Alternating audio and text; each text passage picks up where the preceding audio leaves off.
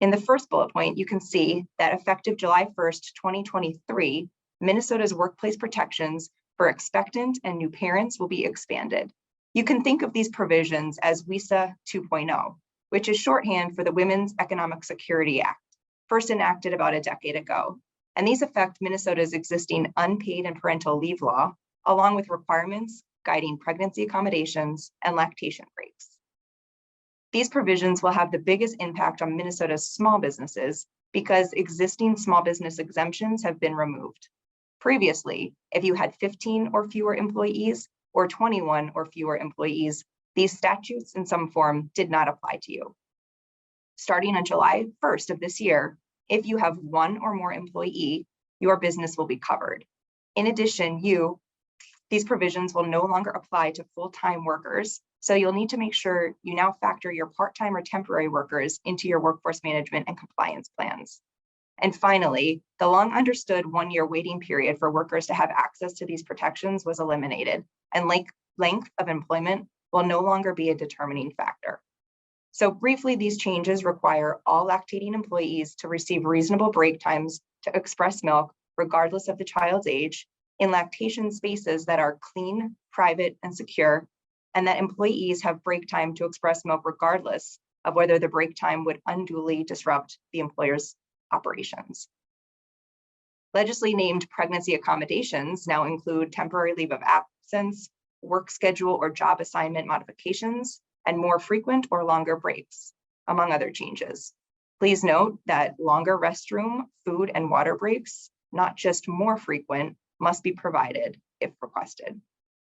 And finally, all employees, regardless of employer size or how long they have been employed, will now have a right of up to 12 weeks of unpaid job protected leave during or following a pregnancy. I will get into the new paid family and medical leave program in just a few moments, but this unpaid leave policy change goes into effect now, a few years before the new paid leave program goes live, and will cover workers during this interim. Once the paid leave program goes live, these policies will cover workers until they have accumulated the requisite number of wage credits in order to apply for the paid leave program. Okay, on this slide, you'll see a few other labor mandates that make Minnesota more of an outlier for business. The first is a new prohibition on employers to discipline or fire employees who have declined to attend an employer-hosted meeting that is primarily about the employer's political or religious opinions, including unionization. This is pejoratively called the captive audience ban. The same would apply to requiring employees to look at or participation in communications about their boss's political or religious opinions. Unless these meetings are fully voluntary, the employer is not issuing its opinion or is only sharing that which is necessary for employees to perform their lawfully required job duties. Please be mindful that political matters is broadly defined to mean matters relating to elections for political office, political parties, proposals to change legislation, proposals to change regulations, proposals to change public policy, and the decision to join or support any political party or political, civic, community, fraternal, or labor organization. Wisconsin passed and then repealed its law after being sued, and Connecticut lawmakers last year passed their own bill that has also been challenged in court. So it has yet to be determined if Minnesota's new law will stand.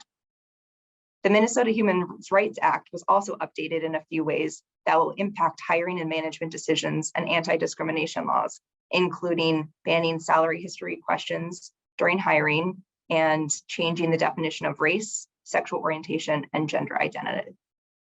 Finally, a brief note about the new Secure Choice Plan.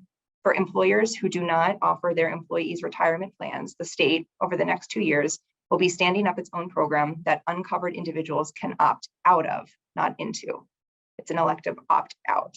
And if you have more than 5 employees, your role as an employer will be to remit payroll contributions once the program is live, starting likely in 2022.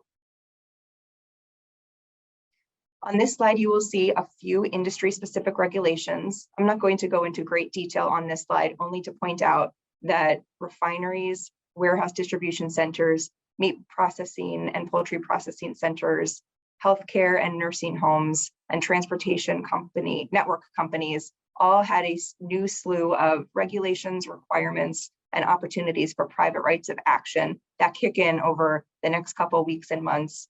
And you'll need to be mindful if your company or industry is in one of these industries, whether or not you have the number of employees capturing you under the new policies.